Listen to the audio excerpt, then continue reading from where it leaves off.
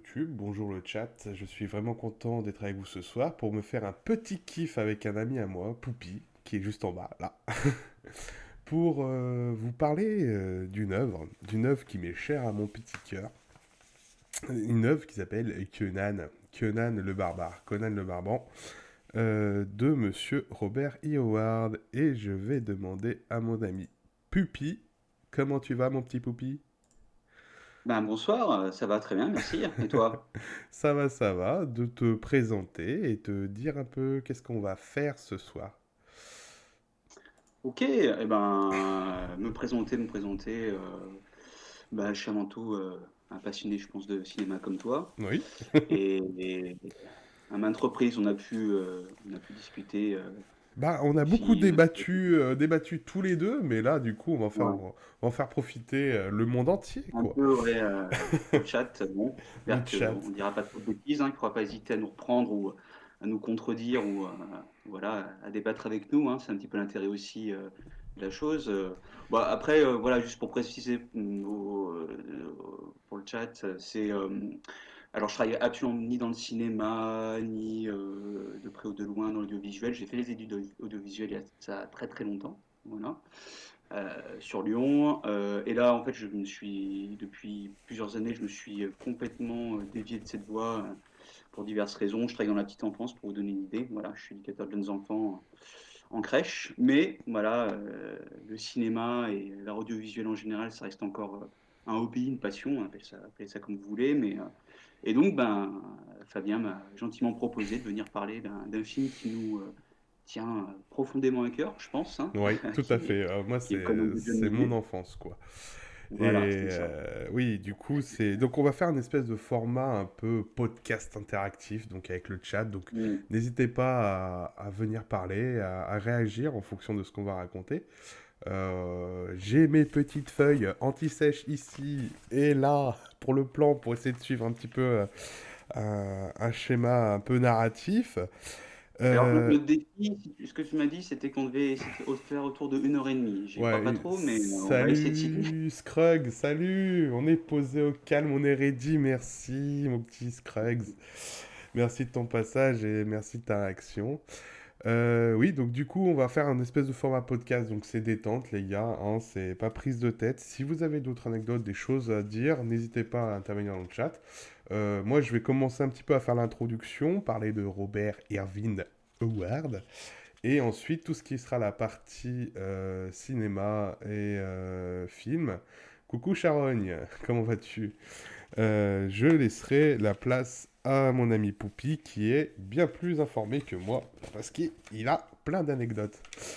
Voilà, Oui, voilà. quelques-unes, mais tu vas me soutenir un petit peu, hein, tu vas pas non Oh plus complètement oui, abandonner, oui, bien sûr. j'espère. Et je vous ai prévu plein de choses, beaucoup de choses. Il y a des images, il y a des extraits de reportages, il y a du fast paint de Frank Frazetta. J'ai plein de choses à vous montrer. Donc je ne sais pas quelle est la limite de la légalité ou pas. On va se faire striker ou pas, on va voir. Mais bon, j'ai fait des découpages, normalement ça devrait être bon. Et les musiques, c'est des musiques prises de Conan Exile. Donc vu que j'ai streamé sur la chaîne du Conan Exile, je pense que normalement ça devrait passer.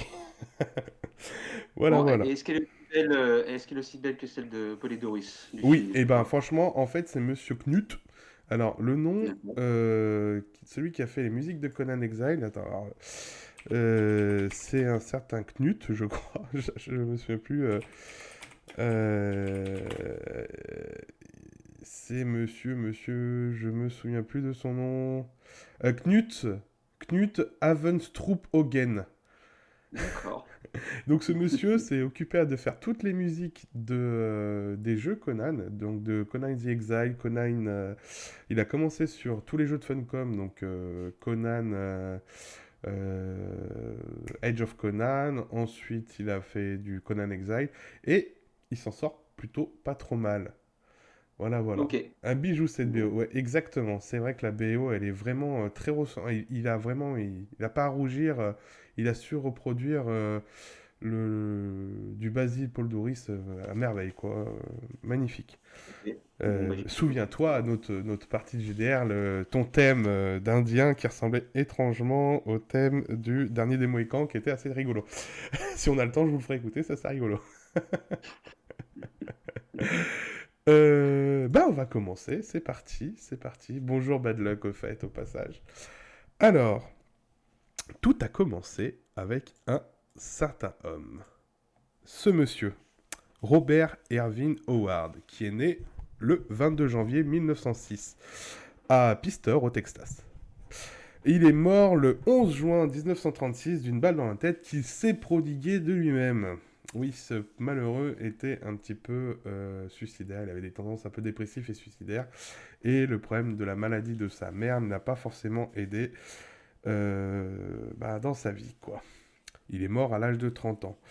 Ce qu'il faut savoir, c'est Robert E. Howard, c'est l'un des trois piliers, moi, que je considère, et je pense que c'est même définitif, de l'heroic fantasy dans toute la pop culture actuelle. Donc on a Robert E. Howard, on a Tolkien et on a Lovecraft. Ces trois, c'est des monstres, quoi. Ils ont créé tout un univers.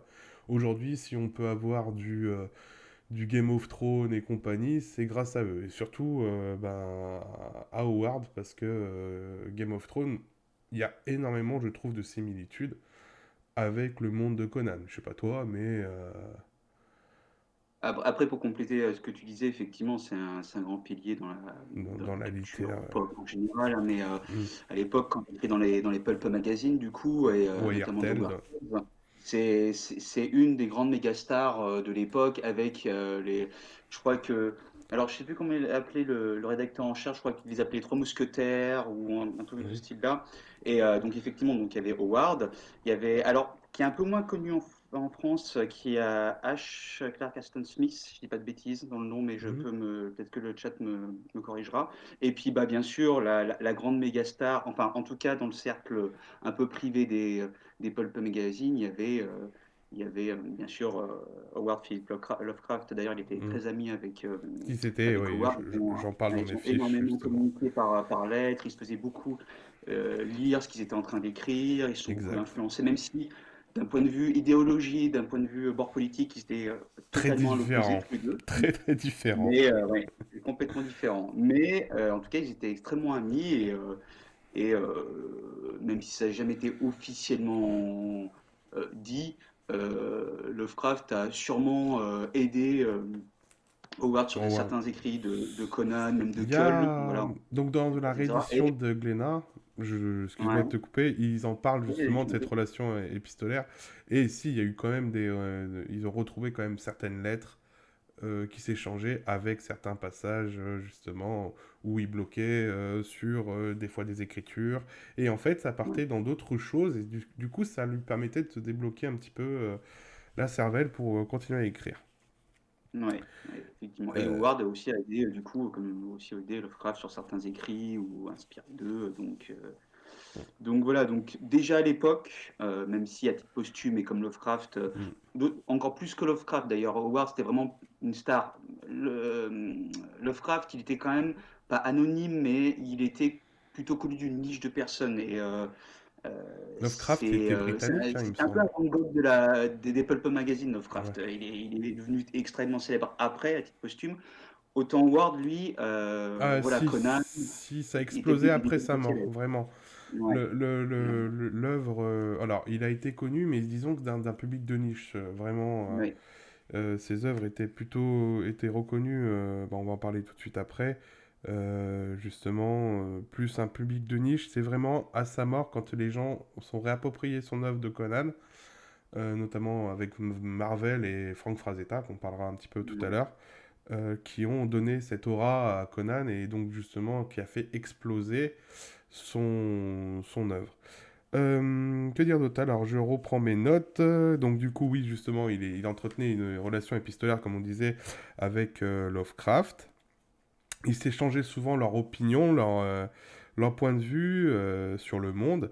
Alors, il y en avait un qui était plutôt penché plus sur la civilisation et les choses comme ça, et l'autre plus, il tendait plus à la sauvagerie, à l'instinct primaire. Donc, je vous laisse hein, déduire qui est qui. Mais voilà, donc il s'est changé beaucoup de choses, notamment aussi, il avait, je crois, échangé par rapport à... il entretenait une relation avec une femme et il y a certains moments, il posait certaines questions avec Lovecraft. Alors, je me souviens de ce que j'ai pu lire dans une de mes BD, justement par rapport à cette relation qu'il entretenait avec cette femme, et il voulait quelques conseils, et c'était assez rigolo de lire ça. Alors, il faut savoir qu'à 19 ans, il a publié sa première nouvelle à Weird Tale Magazine, qui s'appelait Spear and Fang. Donc déjà, on voyait son inspiration, qui était très primale, très instinctif. Donc, je vous fais la traduction, hein, lance et fang, c'est gros griffe, je crois. Ouais.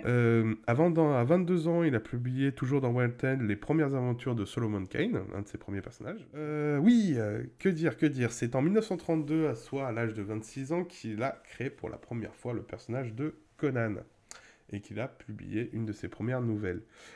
Il y a une vieille rumeur une vieille légende que je trouve super cool, hein, vraiment, salut Varl, salut, qui est super cool. La rumeur, c'est que on disait souvent que Howard écrivait parce que Conan apparaissait dans ses rêves en le menaçant, en lui racontant toutes ses histoires.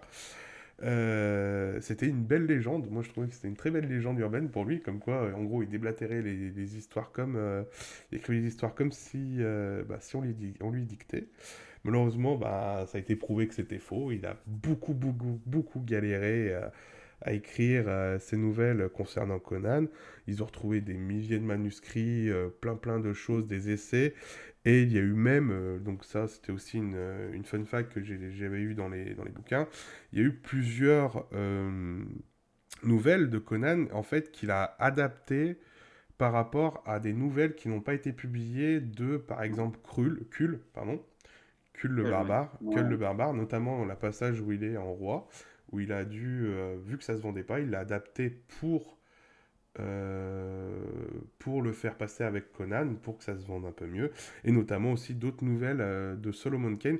Alors je ne sais plus de mémoire, je crois que tu vas m'aider. En fait, la première nouvelle qui va sortir au départ, ça va être le Phénix sur l'épée, Ouais, le où Phénix sur c'est une l'épée. nouvelle qui présente Conan vieillissant, qui est roi Qui est roi d'Aquilonie. d'Aquilonie, Et au exact. départ, ça va être le personnage de Kull, et je crois que ben Hmm. voilà, Howard avait envie d'abandonner un peu ce personnage, et lui est venu un peu en tête l'image de Conan. Alors effectivement, tu disais tout à l'heure qu'il y a cette fameuse légende urbaine comme quoi soi-disant, il voyait Conan durant certaines nuits qui lui dictait ses épopées, ses aventures. Alors ça, c'est complètement faux, hein. Alors notre spécialiste en France, même dans le monde, Ouais. un des spécialistes de Conan, c'est Patrice Soulinet, Ouais. qui a permis de rééditer les nouvelles de Conan depuis maintenant plus d'une dizaine d'années, et qui a bien sûr complètement démenti ça. Il a surtout montré que, ben, comme tu le soulignais, Howard, c'était un acharné, hein. Ouais, Il, il avait des tonnes et des tonnes de brouillons, d'idées de nouvelles, d'écriture, de réécriture. Mais oui, effectivement, la première nouvelle de Conan, c'est le Phénix sur l'épée, et c'était un dérivé de Kull, effectivement. il y avait beaucoup d'érotisme d'érotisme et de sexe, hein. Faut pas se le cacher dans les œuvres de Howard. Et Mhm. à l'époque, dans les années 20, les années 30, c'était pas forcément bien vu et ça se vendait pas forcément dans les magazines comme le Wired Tale.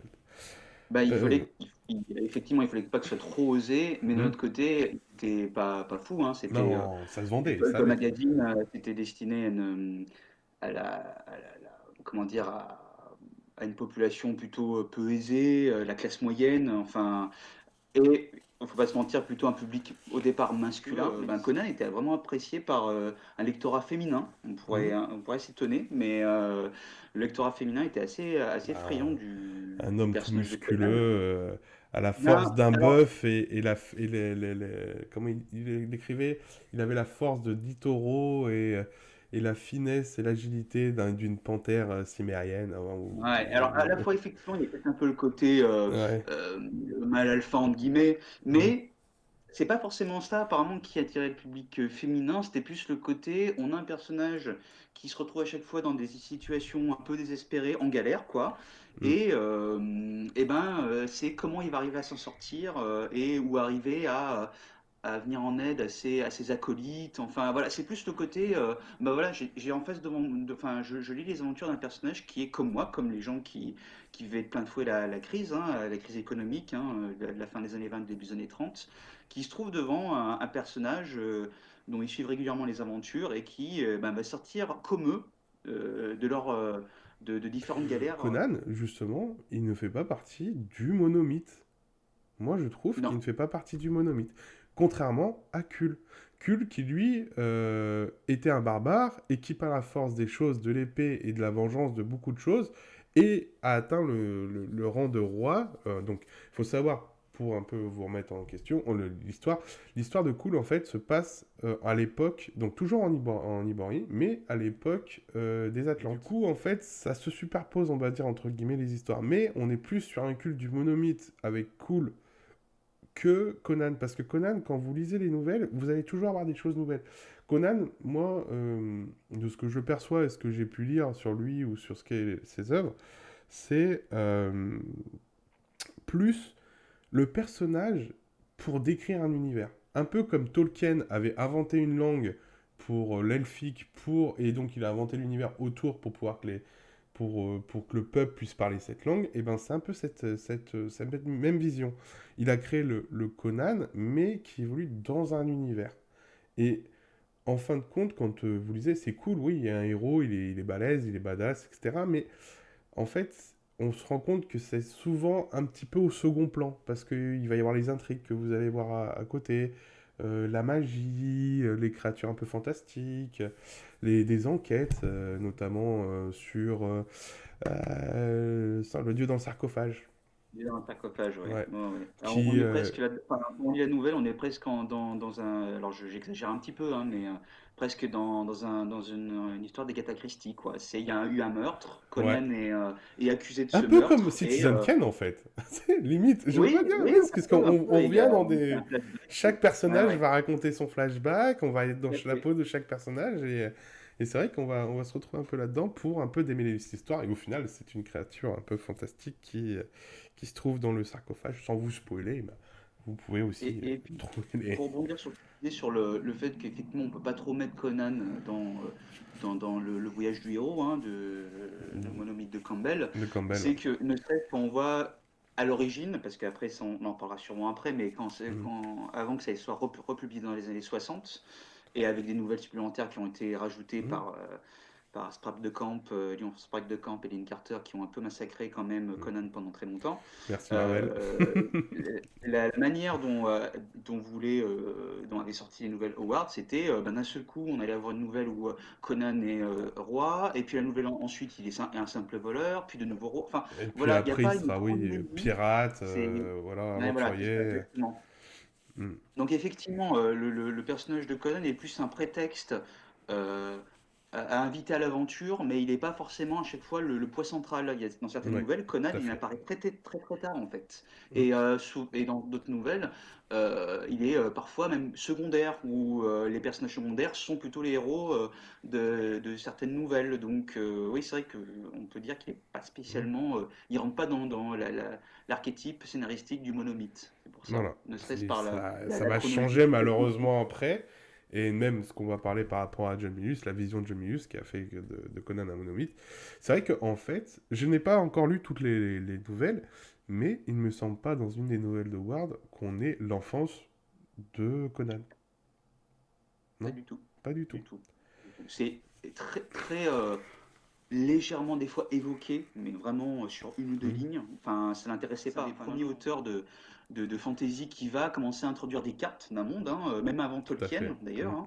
hein, Alors, je alors, souvent reviens. on attribue ça à Tolkien, mais c'est lui vraiment qui commence à créer le monde de Conan sous forme d'une carte, en donnant le nom des régions, sa géographie.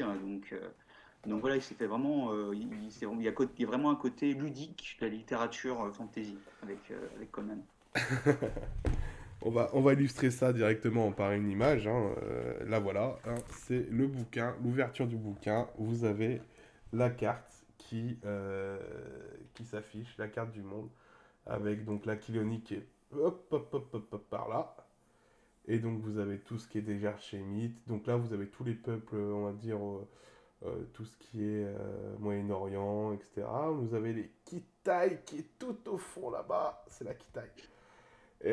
La Cimérie qui est par là, etc. etc. Ah oui, là, c'est le petit bouquin de jeu de rôle, les bouquins de règles du jeu de rôle qui a été édité il n'y a pas longtemps.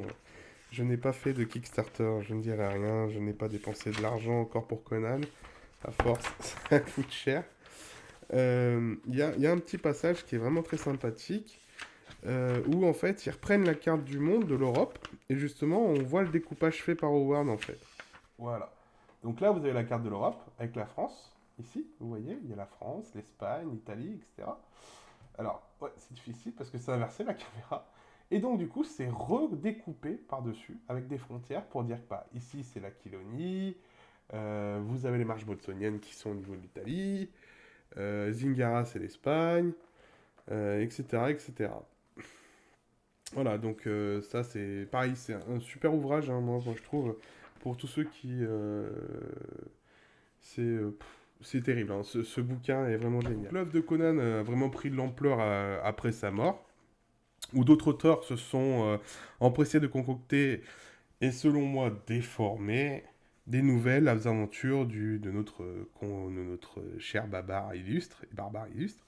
Mais il y a parmi toutes ces personnes une personne qui a fait un travail fantastique, qui a donné une aura si particulière, qui a donné aussi une forme, un visage à Conan, c'est Frank Frazetta. Frank Frazetta. Donc il est né le 9 février en 1928 à Brooklyn. Il mourra à l'âge honorable de 82 ans le 10 mai 2010, donc il n'y a pas longtemps. Comme vous pouvez voir, il y a aussi un speed painting d'une de ses œuvres. Il a été un acteur majeur pour l'illustration et la reconnaissance de Conan par le monde, mais pas seulement. C'est celui qui fera exploser Conan. Celui qui fera exploser Conan ne sera autre que, pour moi, John Milius, avec son Conan le Barbare de 1982, qui pour moi a été une révélation. Donc, on va parler de John Milius, parce que, selon moi, il n'y aurait pas eu le film de John Milius, et ben j'aurais pas tous ces trucs derrière moi. Conan. D'ailleurs, comment t'as découvert Conan? Alors moi, D'ailleurs, oui, ça me bah touche un peu. justement, par le film, j'ai découvert Par le film, d'accord.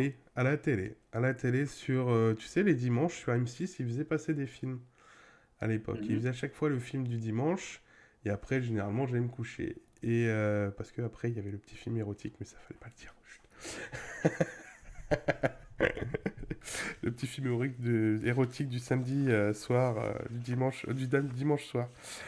Euh, Du coup, je m'égare, mais en gros, je suis tombé dessus et j'étais mais comme un dingue.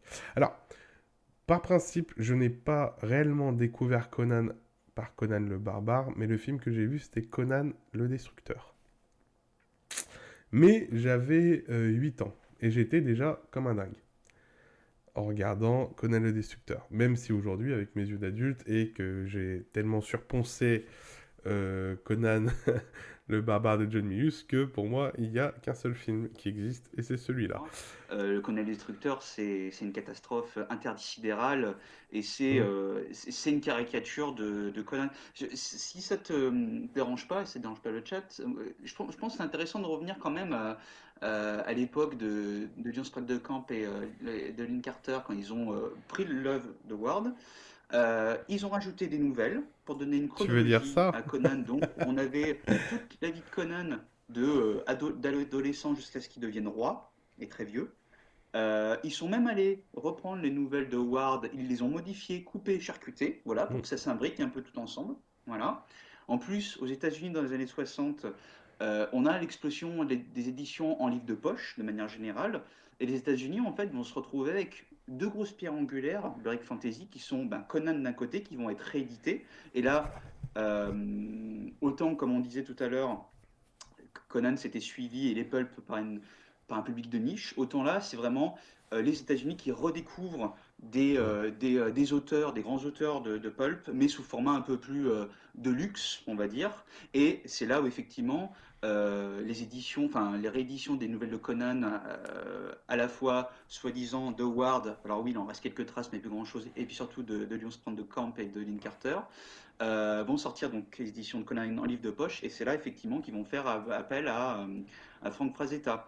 Et effectivement, les illustrations de Frank Frazetta, qui vont incruster dans la rétine de tout le monde l'univers Ah bah, soi-disant de Conan, même si au final, bah, c'est pas si proche de, Oui. Il est réellement de pas l'univers très de souvent en Howard. pagne, en fait. Ouais, voilà. Mais Hmm. elles sont tellement puissantes, ces illustrations est tellement belle, hein, il faut dire ce qui est, Ah oui, que totalement. les gens se disent, ok, Conan c'est ça, Conan c'est cette espèce de barbare musculeux à la gueule burinée avec des jeunes femmes à moitié nues à ses pieds qui trônent sur des cadavres, voilà, pour reprendre la fameuse première illustration. Mhm. Et surtout, ce qui va aussi complètement fausser l'image, tu l'évoquais tout à l'heure, de Conan auprès du grand public, c'est les éditions Marvel. Alors je me permets, Mhm. j'avais pris quelques bouquins, c'était ressorti en France sous ces formats-là, Mhm. d'accord? Ah oui, Et exact, ouais. Marvel, qu'est-ce qu'ils vont faire? Eh ben, ils vont traiter Conan comme un super-héros, Mhm. et comme tout super-héros, eh ben, il doit être identifiable par un costume. Et le fameux costume, eh ben, c'est Son pagne. Conan qui est torse nu avec un slip en peau de bête, ou alors j'essaie de retrouver une illustration un peu représentatif de ça. Voilà, Ah, un regarde, peu tu la vois Conan là. comme Elle est là. ça, Celle-là qui se que balade. je propose. J'en propose une là, c'est exactement ça, oui. Donc voilà. Et pour les yeux du public, ben, du coup, Conan, Conan avec Wonder c'est Woman ça, sabre les c'est yeux. cette espèce de grand mec musculeux qui se bat tout le temps en bottine et en slip panthère ou en Avec peau de son casque bête. à cornes Alors aussi. que si tu relis un peu les nouvelles, effectivement, parfois il peut être à moitié, enfin pas à moitié nu, mais en tout cas torse nu, mais il se balade pas tout le temps comme ça, quoi. Enfin voilà. Et Et souvent il en n'est pas armure en forcément plus. décrit comme une montagne de muscles en plus. Non, Enfin, voilà, un peu décérébré, faut dire ce qui est aussi. non, c'est pas Enfin, du tout. voilà. Au contraire, non. Très, Donc très. voilà. Donc, on a les illustrations de Prendre Zeta. On a les éditions Marvel, voilà, hein, qui vont sévir jusqu'en plus. Ça va s'arrêter, je crois, à la fin des années 80, au milieu des années 80, si je dis pas de bêtises. Et puis, ben, on allait enchaîner dessus. Il y a le film de John Milius, qui, même s'il est un bon film, en tout cas pour nous deux, j'espère qu'on n'est pas les seuls à le penser. Euh, Il pourrait presque euh, être mon on père. Je dit que- montre une illustration de John Milius.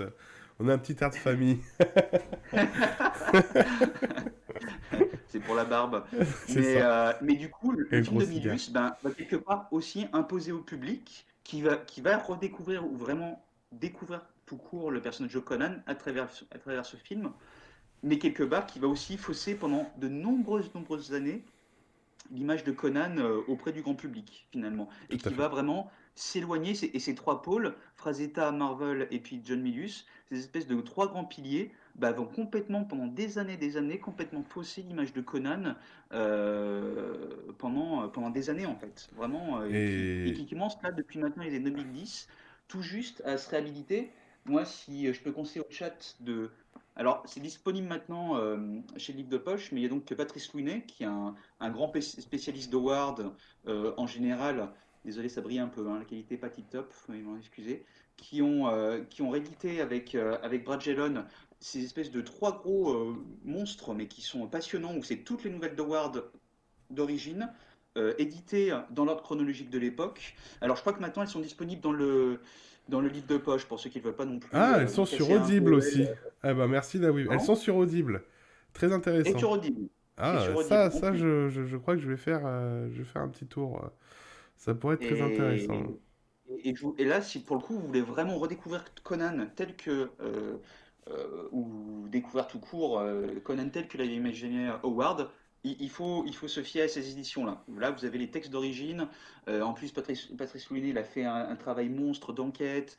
Il y a dedans des brouillons de certaines nouvelles. Enfin, voilà, il explique un peu le cheminement d'Howard sur certaines nouvelles. C'est passionnant. Enfin, voilà, si vous vous intéressez à Howard et puis à l'écriture de Conan en général, c'est ça qu'il faut se fournir. Voilà, il n'y a pas d'autre chose. Et je vous dis encore une fois, donc il y a Audible, comme je disais, puis chez le livre de poche, maintenant, il y a les trois romans qui sont ressortis en format poche, donc qui sont quand même plus accessibles financièrement parlant. Donc Je voilà. suis un grand dyslexique, donc quand il y a trop de mots, c'est un peu chiant. Donc du coup, moi, je me suis rabattu sur les BD, qui sont juste extraordinaires.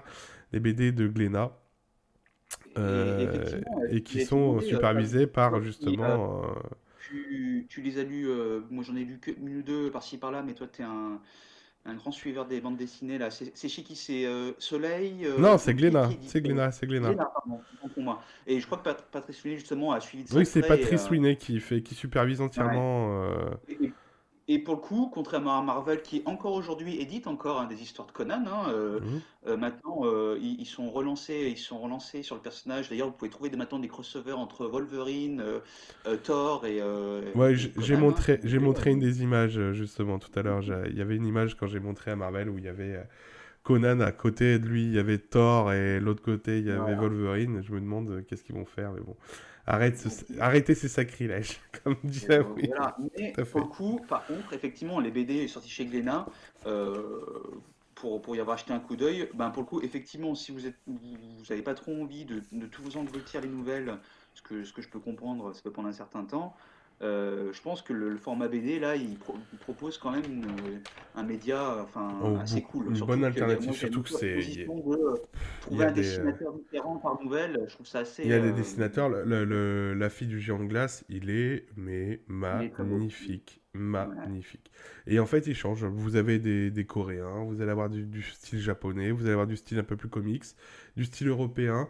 Vraiment, il change de dessinateur à chaque fois et c'est une pure pépite, c'est une merveille pour les yeux.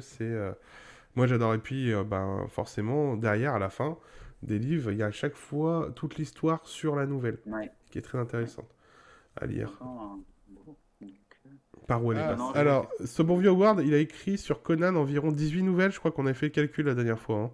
oui, c'est ça, 18-19 nouvelles à peu près. Ouais, Voilà. En 18-10. sachant il y a L'Heure du Dragon, qui est finalement la plus longue. En fait, c'est même pas une nouvelle, c'est un roman en fait, hein, L'Heure du Dragon. Hein. Ça devait être un petit peu à l'époque ce qui devait vraiment lancer Howard dans le format roman et avec Conan. Et malheureusement, ça n'a pas aussi bien marché qu'il l'aurait espéré. Mais voilà, on va dire on a un roman Conan qui est L'Heure du Dragon, qui est une très longue nouvelle. Et disons-le, hein, c'est pas non plus un roman de 600 pages. Mais tout le reste, voilà, ce sont que des petites nouvelles, enfin des petites nouvelles. Des nouvelles, en tout cas de qualité, aussi pour prévenir un peu les gens du chat, tout n'est pas excellent non plus dans ce qu'a écrit Howard, hein. On est en train de l'encenser depuis tout à l'heure. Il y a certaines nouvelles qui sont des chefs-d'œuvre, hein, Oui, il y en a incontestés, d'autres hein, qui sont un peu pourris. et d'autres qui sont plus des nouvelles plus commerciales, qui étaient plus des commandes de Weird Tales en disant bon bah voilà, là il nous faut quand même du Conan un petit peu qui va battre un gros monstre avec une jeune femme un peu dénudée qu'on mettra un peu en couverture aussi, ça fera vendre un petit peu plus. Donc voilà, tout ne se vaut pas non plus, hein, chez Howard, Après, la mais totalité de ses œuvres, si on compte Solomon Kane, cool, et puis les autres, je crois qu'il a fait aussi d'autres trucs d'enquête. Là, on commence à atteindre un bon gros chiffre, quoi. John Milius, du coup. John Milius, bah écoute, je me lance un peu alors. Oui, allez, John c'est Milius, parti. pardon, excuse-moi. Vas-y, je t'en prie, je t'en prie. Je commence, ça marche, ça marche. Bah, John Milius, en fait, c'est un peu particulier. C'est vrai que c'est un cinéaste et scénariste qui est finalement pas tant connu que ça chez nous, en France.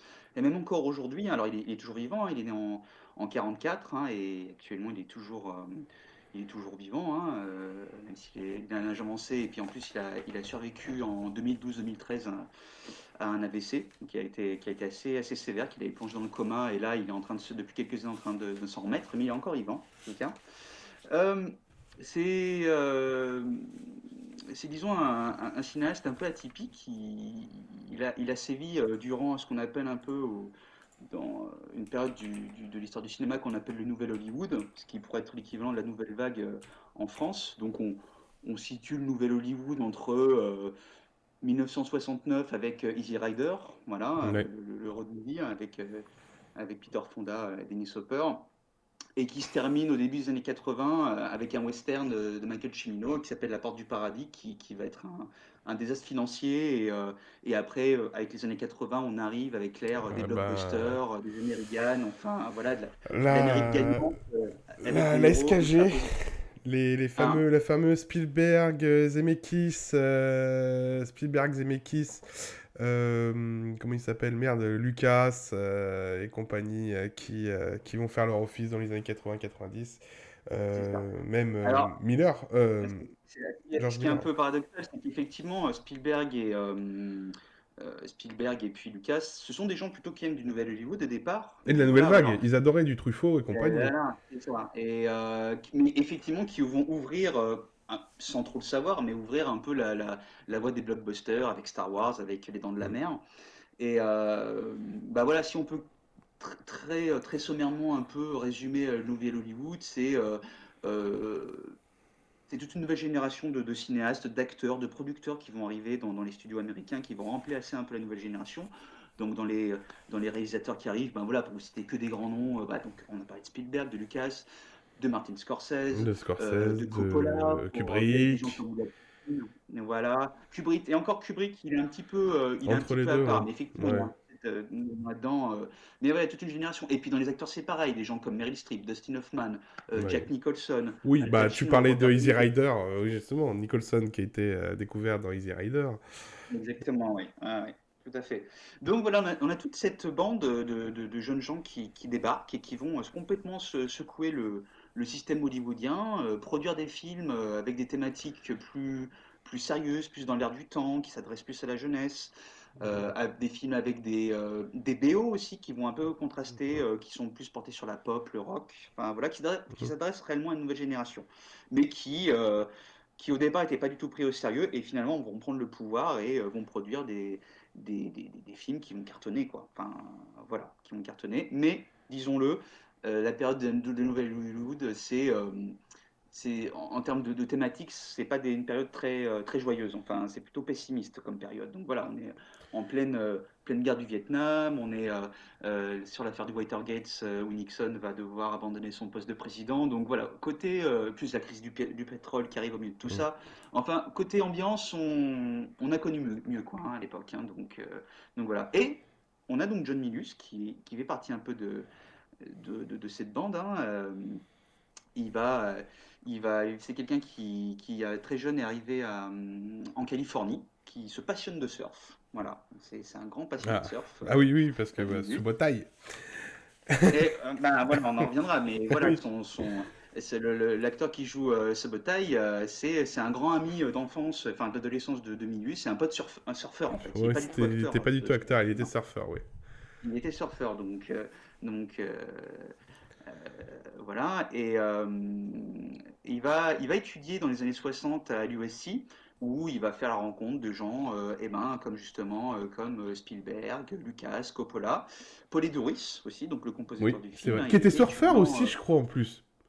Polydorus? Il me semble qu'il faisait partie de la Je suis bande pas, des surfeurs. je suis pas sûr, je suis pas sûr qu'il soit surfeur, Vas-y. Polydorus. En tout cas, ils sont rencontrés à l'université de ciné, donc voilà. Euh, Ce qu'il faut dire un peu dans la personnalité de Milius, euh, c'est contrairement un peu à la plupart de ses amis qui étaient, on va dire, plutôt des démocrates, des gens de gauche, pour dire ça très bêtement, hein, c'est un peu résumé bêtement la chose, mais voilà, très anti-guerre, porté sur les droits civiques, porté sur l'arrêt de la guerre au Vietnam. Eh ben, Milius, il est mais un peu plus par esprit de provocation. Il est un peu à l'opposé de ça. C'est bon, ok, c'est un passionné de surf, mais c'est un passionné d'armes aussi, d'armes à feu, d'armes blanches. C'était vraiment un spécialiste. Voilà, Il y a cette un anecdote que spécialiste. tu m'as racontée Ouais. pour Dirty Harry, Voilà, il a l'inspecteur été Harry. scénariste pour le Dirty Harry. Alors, il n'est pas crédité au générique, il s'est crédité au deuxième film, la suite de Dirty Harry, Magnum Force. Enfin, Dirty Harry, on le connaît chez nous sous le nom de l'Inspecteur Harry, avec Clint L'inspecteur Eastwood, hein, Harry, et Don oui. Siegel. Et effectivement, il y a cette anecdote un peu folle, c'est-à-dire qu'auprès des producteurs, il était obsédé par le 44 Magnum de son personnage, et il l'avait vu un jour dans un magasin, et il disait au producteur, bah, écoutez, pour que je me mette à écrire, j'ai besoin d'avoir cette arme avec moi. Voilà. Donc tous les jours, il passait devant ce magasin et devant ce 44 Magnum, il était obsédé. Alors l'arme hein, valait autour des 2000 dollars, hein. Donc voilà, donc ce qui est pas rien. Et au finalement, les producteurs ont cédé un peu à son caprice, lui ont acheté son arme, voilà, et puis il écrivait avec son 44 Magnum. Alors c'est la légende qui veut ça après, qu'est-ce qu'il en Ouais, a réellement, mais parce que... le nombre d'anecdotes qui tournent autour de lui, ça serait pas étonnant, parce que c'était vraiment quelqu'un qui se baladait avec un flingue sur lui tout le temps. Voilà, il était encore une fois passionné d'armes. Il était tout à fait capable d'aller signer des contrats ou de négocier des contrats avec des producteurs avec une arme dans sa poche. Enfin, voilà, autre anecdote, ça a été le scénariste de Apocalypse Now, Mhm. de Coppola. Et Coppola, ouais. Et, je sais pas si les gens du chat s'en souviennent, mais dans le film de Coppola, il y a le personnage de Martin Sheen qui est en voix off beaucoup de fois dans le film. Voilà. Mhm. Et pareil, l'anecdote veut que Milius, pour encourager Martin Sheen durant l'enregistrement de ses voix off, durant la post-production du film, lui avait apporté une arme en disant garde ça avec toi, ça va t'inspirer, tu vas voir. Alors que Martin Sheen n'était apparemment anti-arme possible. Voilà, ça vous donne un peu une idée du Du bonhomme, quoi. personnage. Donc, c'est un sacré personnage, ce Milius. En plus, Mhm. fan de. Alors, c'était un grand passionné d'histoire, hein, mais il était fan de figures conquérantes comme Gengis Khan, pardon. Ouais. Euh, Ah, je pense que la et scène de Conan, qu'y a-t-il de mieux dans la vie? Mais tout à fait, tout à fait, hein, tout à fait. Il devait au départ, durant les années 2010, faire un film sur Gengis Khan. Milius, et malheureusement, bah, son AVC va le stopper net dans la production du film, et je pense qu'on on verra jamais le jour. Mais effectivement, récemment, j'ai revu Conan il y a quelques mois, et j'avais oublié, mais effectivement, il y a toute une imagerie, on va dire, de la culture mongole qui est assez, je trouve assez présente en fait. J'avais Ben, complètement parce que oublié, oui, mais c'est les Icariens, Icariens, je crois, ouais. les Mongols dans l'univers de Conan. Et en fait, ben, son premier, entre guillemets, propriétaire était un Icarien. Et il lui dit, Conan, qu'y a-t-il de mieux dans la vie? Il dit, et Conan répond exactement ce qu'une phrase que Gengis Khan avait répondu. Euh, Crush the Écraser ses enemy, donc ennemis. écraser ses ennemis, les voir mourir devant soi et écouter les lamentations de leurs femmes. Et Ouais. c'est un bijou. Crush the enemy. C'est ça, c'est ça. Alors, chose qu'en plus, enfin, le personnage de Conan n'a jamais dit une seule Non, seconde dans non, une non, des il est nouvelles de pas du Howard. tout. Bon, enfin, voilà. Mais parce que Milius, enfin, on en parle tout à l'heure, mais quand il travaille le personnage de Conan, il le représente comme un conquérant, quoi. Enfin, Mm, voilà, comme une espèce d'être un peu à l'état brut, prêt à tout écraser sur son passage. tout à fait. Donc voilà. Un vengeur. Bref, désolé, je m'égare un peu, je ferme ma parenthèse. Donc du coup, effectivement, dans les années 60, donc, il étudie le cinéma à l'USC. Et en fait, au final, quand on regarde un peu la carrière de Milius, je pense que c'est pour ça aussi qu'il est un peu absent de l'histoire du cinéma américain chez nous en France. Il est assez encore connu et reconnu aux États-Unis, hein, même encore aujourd'hui.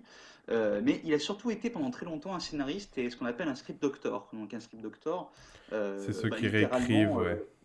ouais, voilà, c'est Voilà. quelqu'un Comme qui Shane aide à. Black. Shane Black qui a commencé. Exactement. Exact. Shane Black qui a commencé. Alors, Shane Black, pour l'anecdote, c'est un petit monsieur qui a fait un petit film qui s'appelle Predator. Il avait un rôle dans Predator. Et il s'est mis Mm. à écrire juste les plus gros buddy movies du cinéma américain. L'arme Arme fatale. fatale. Et j'en passe. Ça a été un très très gros scénariste. Il était surtout. Il est assez comparé à Quentin Tarantino pour ses dialogues. Parce qu'il est capable de sortir des dialogues de ouf, un peu à la Quentin Tarantino. Et c'est vrai il est un peu comparé à lui. Si vous connaissez pas Shane Black, il faut avoir vu au moins L'arme fatale. Voilà. Je dirais Le Dernier Samaritain, Le dernier avec Bruce, Samaritain avec Bruce Willis. Jennifer Royan, qui est super bien. Ouais. Et en plus récent, Kiss Kiss Bang Bang, avec Kiss Val Kiss Bang Kilmer Bang, bien vu, oui. et Robert Downey Jr., qui a relancé la carrière de Robert Downey Jr. avant Iron Man, Ouais. au début des années 2000. Mais voilà, au moins ces trois films, ça vous donne une idée un peu du style scénaristique et de réalisation un peu de Shane Black. Donc, Et c'est lui qui a écrit ses propres répliques dans Predator. ouais. Parce que Il dans avait Predator, en fait, c'est lui qui joue un peu le geek bigleux dans raconté la, la blague et bien joué. avec ses blagues. Et c'est apparemment, l'anecdote dit que c'était lui qui avait écrit ses propres dialogues. Mais je crois que ça a été avéré, hein, au final, hein, Ouais. enfin, il a vraiment participé à On, la réécriture un peu du scénario. on Donc, digresse, après, il faudrait qu'on revienne un petit on peu dirait parce qu'on est déjà à une heure Predator, de... on fera une nouvelle émission, mais sur Predator, hein, Ouais, on invite. on trouvera... écoutez, ce qu'on fera, c'est qu'on mettra la vidéo sur YouTube et en commentaire, on vous demandera justement sur quoi vous voulez qu'on parle pour le prochain épisode. Du Et du coup, coup, donc Script Doctor, si moi je peux vous sortir un des gros exemples en tant que Script Doctor, j'espère que vous avez déjà vu Les Dents de la Mer, j'imagine que oui. Il y a la fameuse scène où les trois protagonistes qui partent à la poursuite du requin blanc hmm, dans le film, dans la deuxième partie du film, à un moment se mettent à discuter durant la nuit et le capitaine du bateau, euh, joué par Robert Shaw, raconte une anecdote où il était sur le SS Alabama qui a apporté la bombe d'Hiroshima et il explique ouais, comment son équipage a été attaqué par une bande de requins blancs. Enfin, voilà, et la scène est assez saisissante et même encore aujourd'hui, c'est une des plus belles scènes du film parce hmm, elle est magistralement interprétée, écrite, enfin mise en scène. Je vous invite à la revoir si vous en souvenez plus. Et cette scène-là, c'est entièrement John Milius qui l'a écrite. C'est Spielberg ne savait pas trop quoi faire de cette scène, ne savait pas comment s'en démêler.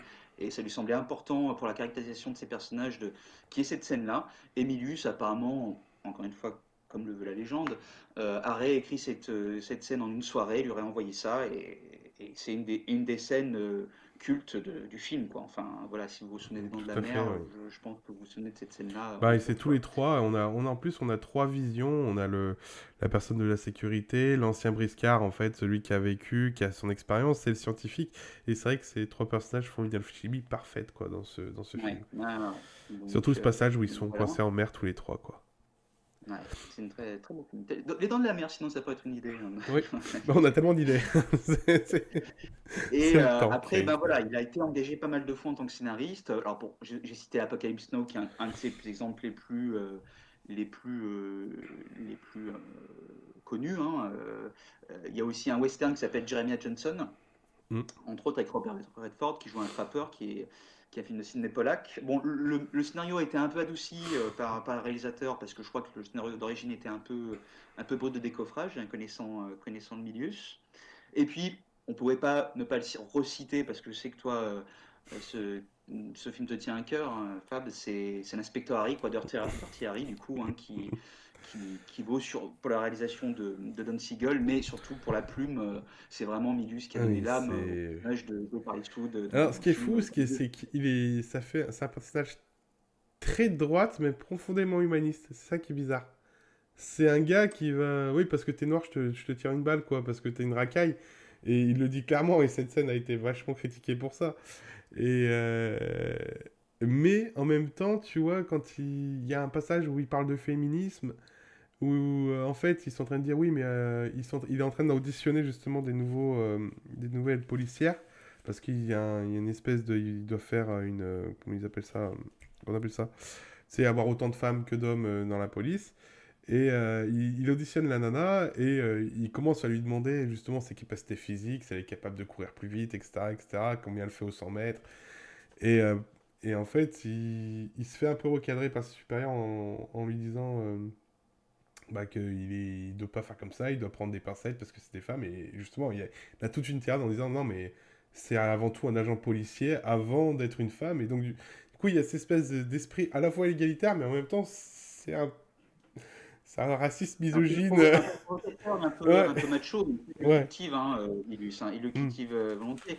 Avant de se lancer dans le cinéma, lui, il voulait devenir militaire, mm, s'engager dans l'armée, et au départ, il était parti pour aller se battre au Vietnam. Il disait même dans certaines interviews que lui, il pensait mourir là-bas, quoi. Il voulait, limite, c'était même son souhait, il voulait mourir là-bas au champ d'honneur, voilà, comme un guerrier. En fait, je crois qu'il avait des problèmes d'asthme, si je dis pas de bêtises, et donc il va être réformé, quoi. Il va pas pouvoir partir. Et pareil, la légende veut que peu de temps après avoir été réformé, il est allé dans un cinéma de quartier, aller voir Les Sept Samouraïs de ah, Kurosawa, et il est d'accord. devenu un fanat incontesté de Kurosawa avec Les Sept Samouraïs, Yojimbo, et tout Rimbaud, ce qui ouais. s'ensuit après de sa carrière. Donc voilà, c'est un grand fanat de cinéma japonais aussi. Et je trouve, pareil, en voyant récemment Conan, bah dans les combats, il y a un peu du Shambhala, quoi, du film de sable quand même, Eh notamment les scènes de ben, combat avec sang le qui maître sort des d'armes, corps. Ouais, ouais, le ouais. Et maître puis d'armes oui, était un des maîtres. Alors, je dirais pas de conneries. Je veux pas te dire de conneries, mais je crois que le maître d'armes, il avait joué dans un film de Kurosawa. Il y a le narrateur qui est japonais, donc Mako. Euh, Ouais. je vais regarder.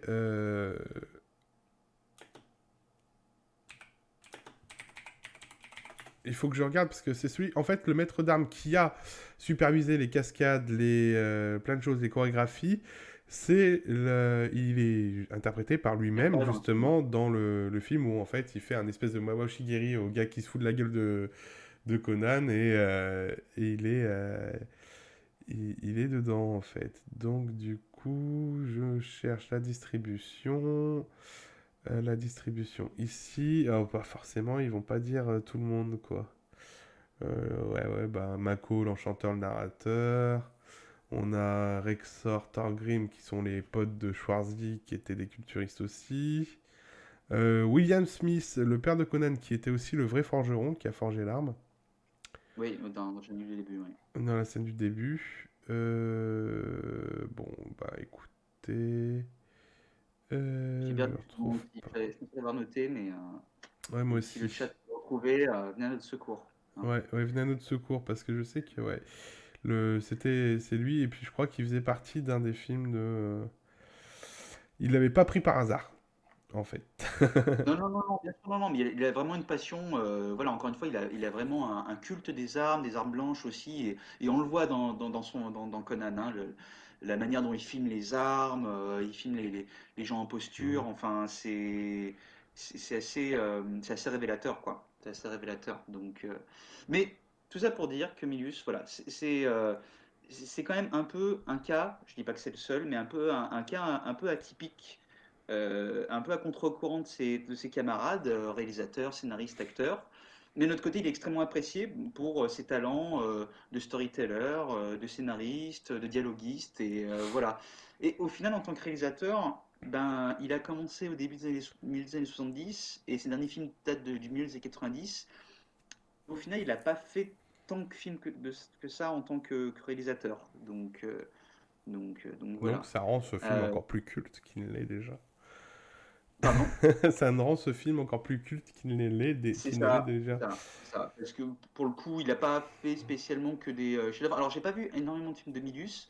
Il y en a un qui est plutôt pas mal, qui s'appelle, alors en anglais, je crois que c'est The Big Wednesday, qui est sur un groupe de Mm. surfeurs, justement, qu'on va suivre sur plusieurs années avec une musique de Paul et Doris. Et le film était assez bon, enfin, j'en garde un très bon souvenir. Euh, un peu inversement, je suis un peu moins fan. Il y a, je sais plus, je crois que c'est juste après Conan, il avait réalisé un film qui s'appelle L'Aube Rouge, sur une histoire de bande de jeunes qui va contrecarrer l'invasion des communistes Ah dans oui, une petite ville c'est vrai. de la Californie, je crois. Enfin, voilà. Stranger Things, on parle. Ouais, avec des AK-47. Voilà, Ah, on va dire voilà, ça c'est comme ça. ça. Oui. Ouais. Dans Voilà, Stranger Things, c'est ils font un peu le et même avec style. un casting assez, enfin pour l'époque, voilà, Mm, il y a Patrick Swayze, il me semble, il y a mm, Charlie Sheen dedans, enfin mm. voilà, mais je garde pas un souvenir ému. Euh, et il me semble j'avais vu aussi un film avec Sean Connery, mais alors là je viens de perdre le titre à l'instant. Juste avant Conan, qui date des 1970, qui était plutôt pas mal aussi. Bref, mais effectivement, en général, quand on parle de Milius réalisateur, ben Conan vient souvent en tête, quoi. Enfin, Bah, c'est un de ses faits d'armes, si je peux utiliser cette image. Je crois scénariste et producteur pour le compte de HBO, la grande chaîne privée qui nous a donné plein de séries méga cultes. Il avait été scénariste et producteur, en tout cas showrunner, sur la mini-série Rome. Je ne sais pas si ça parle le chat, ouais. mais que je vous conseille de voir, qui est une mini-série en 2 saisons, parce que la série a coûté extrêmement cher et a pas pu poursuivre, parce qu'en plus, je crois qu'il y a une partie des studios qui ont été brûlés et tout. Mais voilà, il a travaillé aussi un peu pour la télévision, et Rome, c'est vraiment une mini-série extrêmement bien faite et bien Oui, écrite. Donc c'est je vous vrai. conseille. Tout à fait. Bon. Alors, Est-ce que- on va parler du film. On va parler du film, de son casting déjà. On va parler d'Arnold Schwarzenegger. On va Ah, parler de petit Arnold. Du tout petit Arnold. Il est petit. Donc il est né le 30 juillet 1947, il a l'âge de 74 ans, il est né en Autriche, dans la ville de Thal, pour ceux qui veulent un petit peu plus d'informations, merci Wikipédia.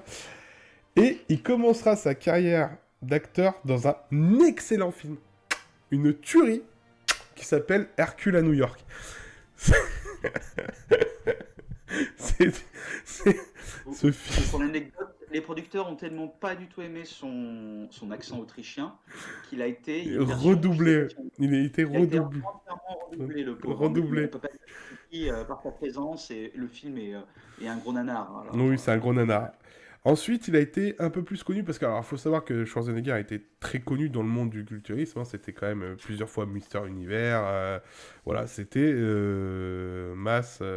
Voilà, c'était le tueur, quoi. Et il y a eu un film en 77 qui l'a vraiment fait connaître et qui avait dedans, il y avait Lou Ferrigno aussi qui jouait dedans. Et Franco Columbus, je crois. C'était oui. Alors, tu veux parler de Pulpin Iron, c'est ça? Pulping Iron, ouais, Pulping Iron, Ouais. qui était donc un film sur le culturisme en fait. Pour ceux qui connaissent Mosinor, il y a un très bon détournement où ils reprennent un petit passage du film où il y a Schwarzenegger, Lou Ferrigno qui sont tous ensemble sur une table et ils déconnent un peu. Lou Ferrigno, pour ceux qui ne voient pas, c'est il incarne un de mes deuxièmes personnages favoris dans la culture populaire, qui est Hulk. L'incroyable Hulk. Il a incarné dans les séries des années 70 l'incroyable Hulk. Donc Arnold Schwarzenegger n'était pas très connu. Et puis, justement... My goal was to be a leading man. And I was told many times by managers and agents and studio executives that this would never happen. That someone with an accent like me has never become a real leading man and a big star in America. That Americans like to hear people sound like John Wayne or look like Clint Eastwood, but not like me. That I may be good for Hogan's Heroes if they ever make a remake or something like that, but definitely not for any other movie.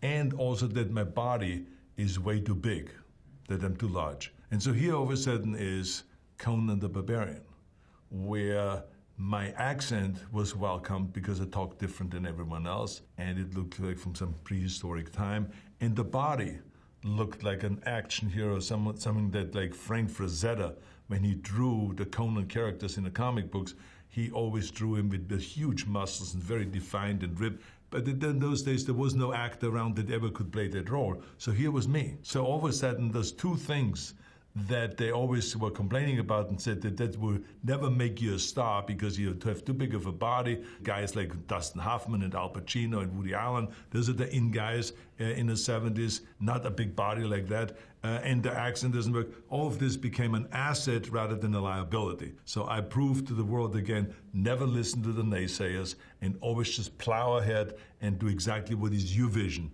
My vision was to become a big star and to become not only a big star, but to become the highest paid entertainer in that field, which I eventually then became when I did Batman and Robin. Vraiment la référence Batman et Robin. Years of pitiless company, no rest, no sleep like other men. And yet the spring wind blows super die. This was really the only movie where I had more responsibility of doing my own stunts than any other movie because there was no one around, no stunt guy that had the same body.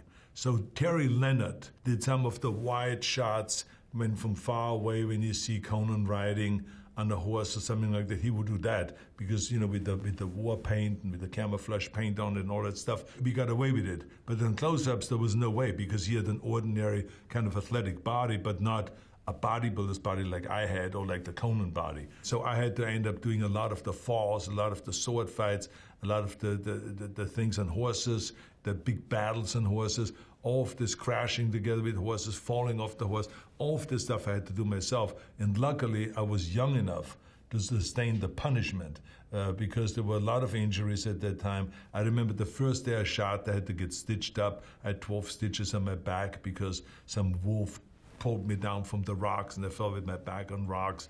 It was all the way from the beginning to the end really wild and a great experience. And John Milius, the director, loved it. He says, this is exactly what it's all about. This is a tough movie to shoot and this is a Conan era and this is exactly the way we wanted it. So he really got off on all those kind of things. Voilà. Moi, je trouvais ça très, très amusant, ces petites interviews. Pour moi, c'était vraiment... Ça montre l'époque, en fait, où c'était du faites-le vous-même, make yourself. Bah, justement, ça a donné en fait ce film. D'ailleurs, il parlait des points de suture. C'est la fameuse scène où il tombe dans la grotte où il trouve l'épée, où il tombe et il se fracasse réellement le crâne au sol. Et il est recouvert de son propre sang, le visage. Et John Hughes, justement, là, il dit oh, c'est très bien, c'est ça qu'il faut. C'est l'esprit Conan, il disait. Oui, Oui, c'est l'esprit oui. Conan, quoi. Donc, ouais, j'ai trouvé cette petite interview dans mes recherches et je l'ai trouvée vraiment intéressante parce que, bon, bah, il explique un peu, bon, il parle de Batman et Robin parce que, oui, effectivement, ça a été son plus gros cachet au cinéma, je crois, qui n'est jamais touché, ouais, dans le film Batman et Robin. Mais pour Pourtant, faire un ce très qu'il grand a fait. désastre, voilà, Ouais. qui a enterré la franchise Batman pendant le cinéma Pendant, pendant un petit moment. ouais, Donc, une bonne décennie, ouais. mais qui est drôle à regarder, qui est drôle à regarder. Oui, il faut dire ce qui est, ouais. Si on veut voir des Faut dire gros ce plans qu'il sur les burnes est. de Georges Clooney, C'est c'est ça, les c'est films ça, qu'il avec fallait. sa carte de crédit, Batman, enfin voilà. Si ça te va, on peut revenir sur ce qu'il disait, le fait qu'il n'était pas trop accepté au départ, ce qui est vrai, hein. Hmm, tout Le à fait. producteur de l'époque, c'était, je crois, Edward Pressman ou Pressman, je crois qu'il s'appelle. Eux, dans l'idée, quand ils se lancent dans la production du film, c'est alors pas forcément faire une adaptation des écrits de Howard, même s'ils ont ça en tête. Hmm, Mais c'est plus s'inspirer des illustrations de Frazetta et des hmm. bandes dessinées Marvel. Donc voilà, et surtout que on est en 82, ce qui est un peu assez incroyable. Je crois qu'on en avait discuté avant de faire de la vidéo. Je t'avais dit que j'avais vu un documentaire qui s'appelle 1982, une année magique, ou un truc de ce L'année style-là. Je crois qu'il magique, était passé sur Arte c'est pendant un toutes temps. les, oui, oui, tous les films les meilleurs Et films qui en fait, sont cultes sont pas arrivés en il 82, y a quoi. toute une mythe de dingue, hein. Pour les citer quelques-uns, il y avait The Thing de John Carpenter, qui est un chef-d'œuvre absolu. Hmm. Enfin, voilà. Le Mad Max 2, donc The Road Warrior de George Miller. Qu'est-ce qu'il y avait d'autre encore? Il va y avoir le E.T. de Spielberg qui va Oui. sortir. En Euh, 82, on avait Blade Runner, ouais. The Thing, les Y a-t-il Blade un Runner. pilote, Blade Runner, comment j'ai oublié, E.T., honte à moi. E.T., Rambo, First Blood, qui est arrivé aussi, Poltergeist. Conan, on a eu 48 heures chrono, on a eu en France L'As des As, on a eu. Oui, L'As des As, c'est quand même un super film. Il y a eu Les Gendarmes et les Gendarmettes en 82, bon, bah, c'était pas. Voilà.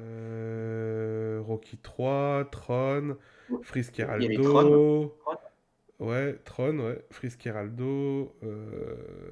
Depuis Star Wars, ben, vu que ça a remporté beaucoup d'argent, ben, les grosses boîtes de production veulent répéter un peu la recette, la magie, on va dire entre guillemets, Hmm, et sont à la recherche un peu d'univers un peu exotique, fantastique, et ils se disent ah bah pourquoi pas ce producteur Edward Pressman, pourquoi pas adapter Conan quoi au final, hmm. ça pourra peut-être rapporter un peu d'argent. Alors il y a plusieurs scénaristes qui vont passer. Je crois qu'il y a quelqu'un comme Roy Summer, non, Roy Thomas, pardon. Et autre mec qui s'appelle Summer quelque chose. Attends, je crois que je l'ai mis dans mes notes. Ed Summer, qui étaient des auteurs chez Marvel qui ont commencé à faire quelques scénarios. Et puis surtout, il va y avoir Oliver Stone. Alors, Oliver je sais pas si Stone, ça ouais. parle aux gens du chat, Oliver Stone, mais c'est un grand réalisateur américain qui était scénariste aussi avant d'avoir une grande carrière de réalisateur. Il a notamment, je pense que ça va peut-être plus vous parler aussi, enfin, c'est en tout cas un de ses faits d'armes aussi importants. Il a fait le scénario de Scarface, le remake Oui, avec Al Pacino, avec Al Pacino, réalisé oui. par Brian De Palma. Et il avait été engagé pour scénariser Conan. Et au départ, il voulait, lui, Oliver Stone, quand il s'est lancé dans l'aventure avec Pressman, lui, il voulait faire une espèce de saga un peu la James Bond. C'est-à-dire que tous les 2 ou 3 ans, il allait avoir un film Conan, voilà, euh, Ça aurait été avec tellement différents bien. méchants, avec un acteur. Et par contre, ce qui était un peu dingue comme il est, alors il faut dire qu'à l'époque, Oliver Stone, il abusait un peu de substances illicites, un peu trop de cocaïne, hein, malheureusement, pour lui. Bon, il s'en est sorti depuis. Mais lui, il avait commencé à écrire un univers de Conan post-apocalyptique, avec des mutants, un peu à la Mad Max, et voilà, il voulait lancer une saga post-apo avec Conan. Ils avaient approché quand même un ou deux grands noms, dont Alan Parker, vous connaissez peut-être Hmm. pour le film Angel Heart avec Mickey Rourke, ou peut-être plus connu la comédie musicale The Wall, tirée de l'opéra rock des Pink Floyd. Voilà, Alan Parker il a réalisé ça. Et puis ils avaient quand même contacté aussi Ridley Scott. Ridley Ridley Scott pour la Scott, il était quand réalisation, oui. même motivé après son succès d'Alien et puis de Blade Runner. Et ils se sont dit, c'est peut-être l'homme de la situation et il va nous pondre un autre chef-d'œuvre qui va nous rapporter gros. Mm. Et c'était plutôt bien parti. Et finalement, eh ben, ils ont un peu pataugé dans la semoule et ça s'est un peu enlissé et ça n'a pas eu de suite. Du coup, eh ben, Oliver Stone et P. Pressman, ils n'ont pas lâché l'affaire. Ils sont allés voir un grand producteur italien qui commençait à faire son Dino De trou à Hollywood, qui Laurentiis. s'appelait Dino De Laurentiis. Alors, faut Et savoir qui, aussi que Dino, je te ouais, coupe, mais Dino De Laurentiis, c'est pas les meilleurs investisseurs du moment. Ils sont réputés quand même les Laurentiis, de Laurentiis, pour faire des super fails. Et on en a la preuve là récemment qui s'appelle Dune. Dune, le vieux Dune. C'était les De David Laurentiis qui Lynch. s'en occupaient de Ouais. David Lynch et ça a donné un fiasco monumental.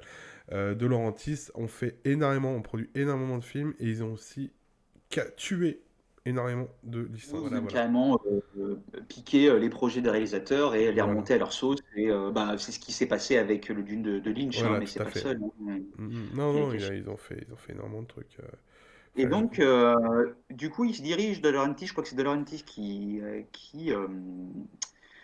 va suggérer Milius, si j'ai pas de bêtises. Milius, l'univers de Conan, il connaît pas grand-chose, enfin, c'est clair. Mais en tout cas, dans le scénario qu'il entrevoit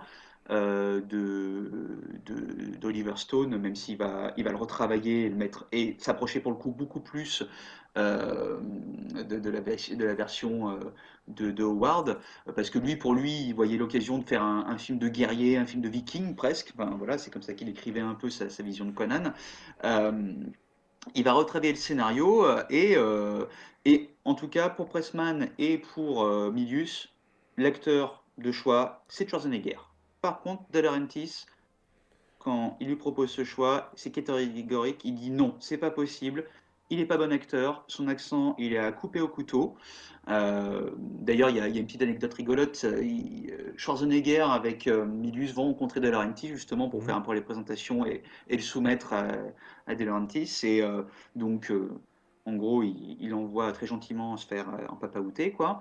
Et Schwarzenegger lui répond apparemment De Laurentiis, c'était un petit bonhomme.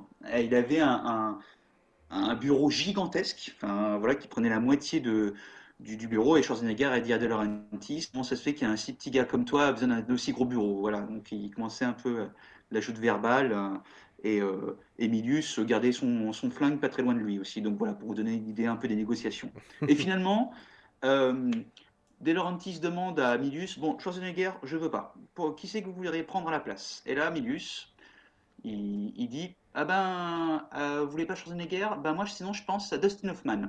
Voilà, donc on a failli avoir Dustin Hoffman dans le rôle de Conan, mais du coup, De Laurentiis s'est dit non, non, c'est bon, allez, on va prendre Schwarzenegger, je vais vous faire confiance et on va voir ce que ça donne, quoi. Pour Donc, compléter ton anecdote, justement, son accent qui a été coupé au couteau, il faut savoir que c'est un des films où il y a le moins de lignes de dialogue. Je crois que ça se compte sur les doigts de main, quoi.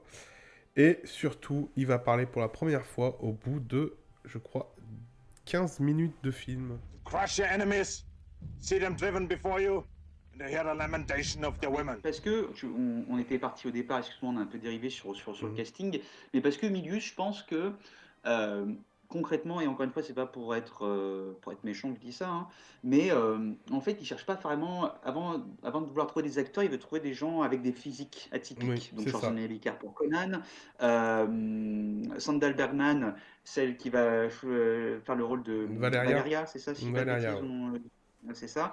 C'est une actrice qui jouait dans une comédie, il l'avait repérée dans une comédie musicale qui s'appelle Ozza Jazz. Mais c'était une Euh, danseuse, une gymnaste, C'était hors dans pair. le départ, donc voilà. Ouais. Mais il disait, c'est parfait, c'est une femme qui est belle, qui en tant que danseuse, donc du coup, se sait de servir de son corps comme une espèce d'Amazone, c'est exactement ce qu'il me faut. Donc voilà. Euh, Jerry Lopez, donc son pote de surf, De surfeur, ouais. euh, Qui était aussi voilà, un très grand champion de surf. c'est ça, qui va jouer ce botaille. Oui, Pareil, il le il voulait prend, des physiques, il il voulait fait des un gens aussi cool, qui étaient aussi aptes physiquement à pouvoir jouer les rôles. ouais, Parce qu'il faut c'est savoir ça. qu'ils les avaient tous envoyés aussi en colonie de vacances, hein, si je puis me dire, pour s'entraîner et être aptes à jouer les rôles, notamment avec justement le maître d'armes qui les avait formés.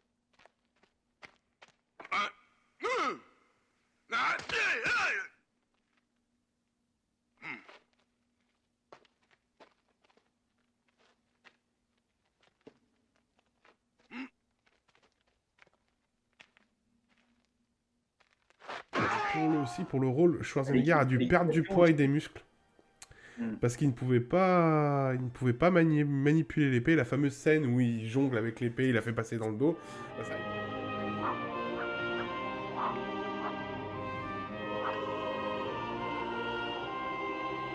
Bah, ça, il pouvait pas le faire parce qu'il avait des muscles un peu trop imposants à l'époque. Et il a dû perdre quand même un peu de masse musculaire justement pour pouvoir jouer son rôle à la perfection.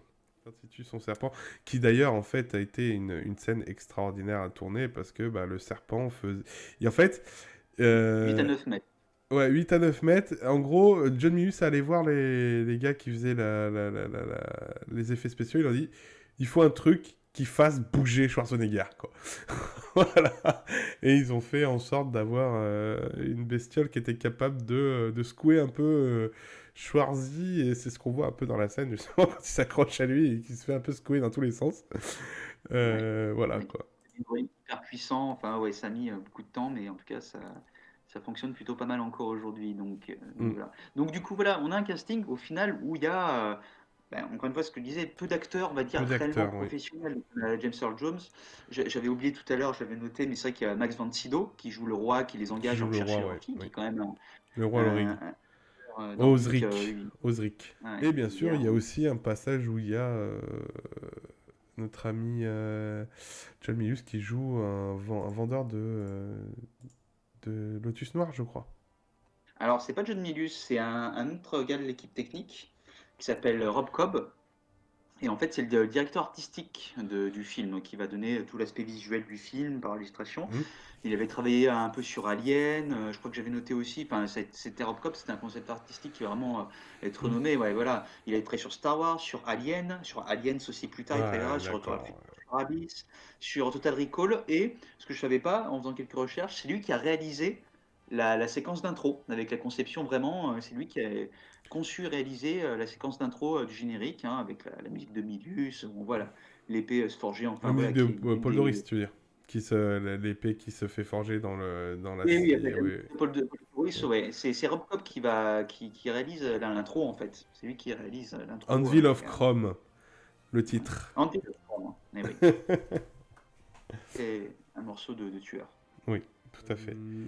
Que dire du film? Les musiques de Basil Paul Doris sont juste magnifiques avec les plans larges qu'il y a, les plans séquences qu'on peut avoir où ils se Voilà. mettent à Alors, courir dans la pampa. je me permets, Vas-y. voilà, le chat, s'il y a une BO de film à écouter dans sa vie, à avoir, à collectionner, c'est celle-ci. Enfin, voilà, moi je considère que c'est une des BO les plus magistrales de l'histoire du cinéma. Mm. Donc voilà, et en tout cas, c'est un truc qui n'a pas vieilli dans le film, c'est ça. Enfin, Oui, euh, clairement.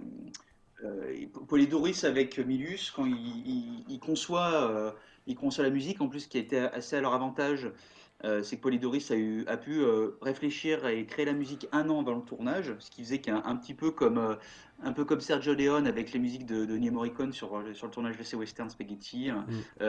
Ils ont diffusé en fait la musique sur le tournage, voilà, pour imprégner un peu les scènes, et Milius voulait vraiment une approche de la musique avec Polydoris de manière opératique, c'est-à-dire que la musique allait devenir le narrateur de l'histoire. Et je trouve que ça se Il ressent faut savoir encore qu'il a complètement. inspiré un grand compositeur qui s'appelle Hans Zimmer aujourd'hui. C'est-à-dire, Oui. voilà, il n'est pas... Après, si on peut vous faire sa petite filmographie, c'est Robocop, La Chair, le sang, Starship Trooper, c'est Danse Plein de avec les loups, la grande c'est famille américaine, Cro-Blanc. enfin ouais, voilà, la Ouais, musique a une place vraiment centrale dans le film et enfin tout à fait. encore une fois, et ne serait-ce que vous la trouvez facilement sur YouTube, hein, et vous trouvez toute la bande son du film à écouter, enfin c'est magistral quoi. Enfin, Mm. il y a un morceau par scène différent et il y a rien acheté. Il y a rien acheté, c'est Voilà. magnifique. Alors, sorti au box-office en décembre 1981. Nanana. Le budget du film était initialement fixé à 17 500 000 dollars, mais il rapproche plus les 20 millions de dollars. La première mondiale aura lieu le 16 mars 1982 à Madrid. La sortie en Amérique aura rapporté 9 millions de dollars pour son premier week-end d'exploitation.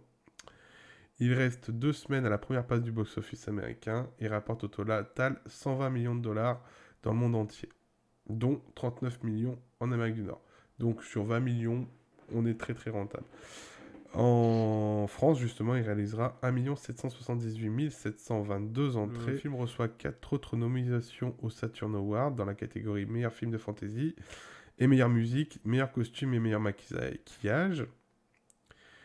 Et par contre, malheureusement pour Arnold Schwarzenegger, c'est là où il sera nommé au Razzie Award pour le pire acteur. D'ailleurs, c'était un petit peu aussi son intention, Milius, dans l'espoir que le film marche, il avait comme ambition de faire une trilogie sur des thèmes un peu forts. Donc le premier devait être sur la force, le deuxième sur la maîtrise, et le troisième, je crois que c'était sur la thématique de la raison ou... Attendez, j'avais marqué ça, de la responsabilité. Voilà. Et bon, malheureusement, c'est jamais fait. Non, enfin, moi, encore une fois, je pense que c'est vraiment un des rôles iconique de la carrière de Schwarzenegger, même si encore une fois, peut-être qu'il brille pas pour son jeu d'acteur, mais en tout cas en tant que présence, j'entends présence filmique, Milius, il a très bien su le filmer, quoi. Enfin, il est Conan, enfin en tout cas une version de Conan qui a su s'imposer, quoi. Même Totalement. si au final, Pour moi, il c'est pas fait une version. partie d'une version des Conan très, très crédible, en fait. Elle pourrait être... Et encore une fois, c'est ce qu'on disait au tout début, c'est que cette version-là, elle vient s'imposer aux gens.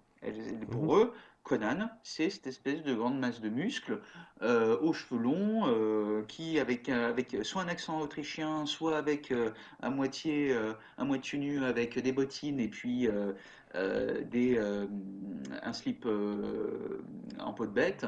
Et pour les gens, voilà, un peu de bête, on va dire ce qui est, voilà, et bourrin sur les bords. Et ça va donner lieu à des copies, en fait, comme tout ce qui Voilà, marche, hein, parfait. C'est là où je voulais en venir. L'après contre Conan de John Milius. c'est Il y a ça, ouais. eu Red Sonja où justement Schwarzenegger avait un rôle là-bas de Kalidor, je crois. Il s'appelait Kalidor le personnage.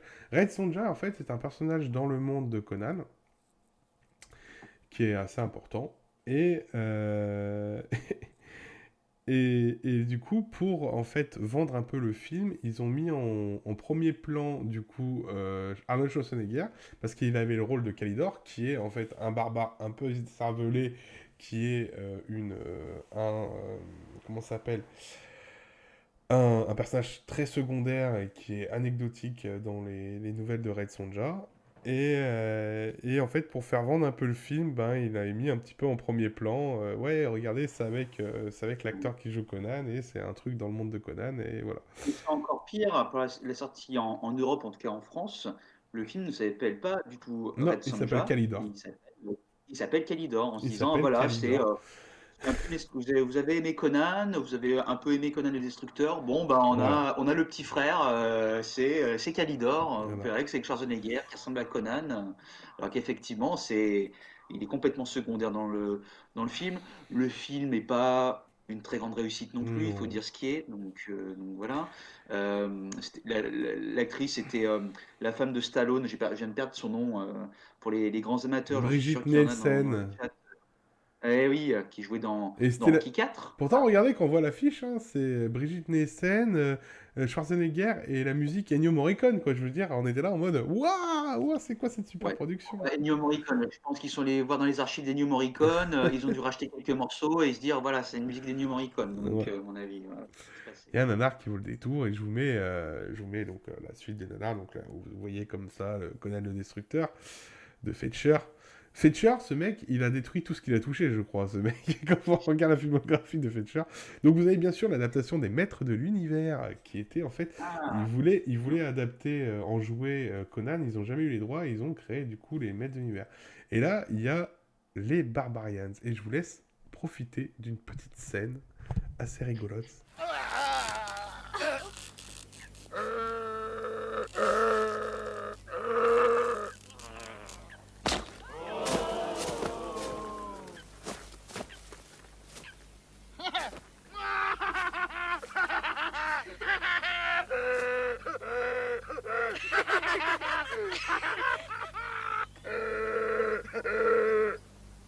Bon, bah, Ça, c'est mon frère. C'est énormissime. Vraiment, lui, vous allez taper des putains de barres, mais astronomiques, quoi. Euh, Vraiment, ce film, Je crois que, ça fait alors, partie des nanars à regarder, quand même. Harland avait chroniqué, quand il faisait beaucoup d'émissions sur Allociné, et je pense qu'on Ouais. peut retrouver des anciennes émissions sur YouTube, avait Mm. chroniqué The Barbarians.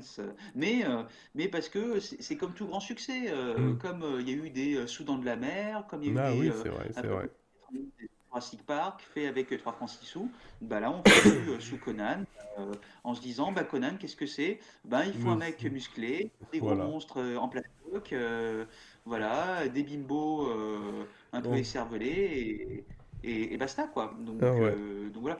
Au final, ce qui est un peu horrible, c'est que euh, dans l'esprit du grand public, euh, ben voilà, Barbarian, on en parlera, Ouais. mais dans l'esprit du grand public, qu'est-ce que c'est un barbare dans la culture pop?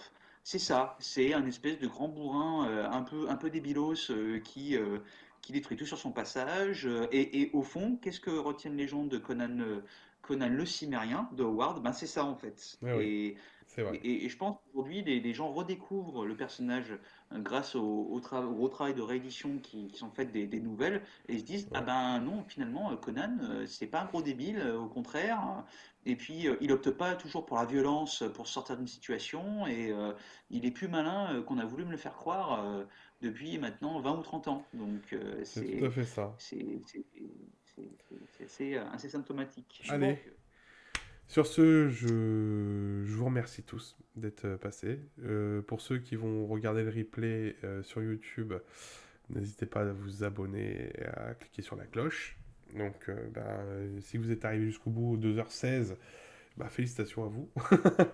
Vous pouvez aussi l'écouter hein, comme un podcast. Il n'y a pas obligé d'avoir l'image. On a beaucoup parlé, c'est ce qui est bien. avoir supporté jusque-là. Et puis merci en tout cas de m'avoir invité. Peut-être à une prochaine fois. Ben, J'espère on que va même, c'est sûr, on va se trouver. J'espère que j'ai l'impression que cet épisode était plutôt apprécié de tous. J'espère avoir un retour de votre part assez 1h30 max. Ouais. Oui, mais bon, on essaiera de réduire ça un peu la prochaine fois parce qu'il y avait beaucoup de choses à dire aussi. Il y avait beaucoup de choses à dire. Hein. C'est Conan. Hein. ouais, et on a fait que effleurer Oui, plein on n'a plein de même pas choses. été exhaustif, donc du coup, c'est clair. Et je vous souhaite plein de bisous. Merci encore d'être passé, merci d'être venu, d'être aussi nombreux. Vous étiez jusqu'à, je crois que vous étiez jusqu'à 16, 17 hein, dans la soirée. Donc vraiment, merci encore. Allez, bye bye.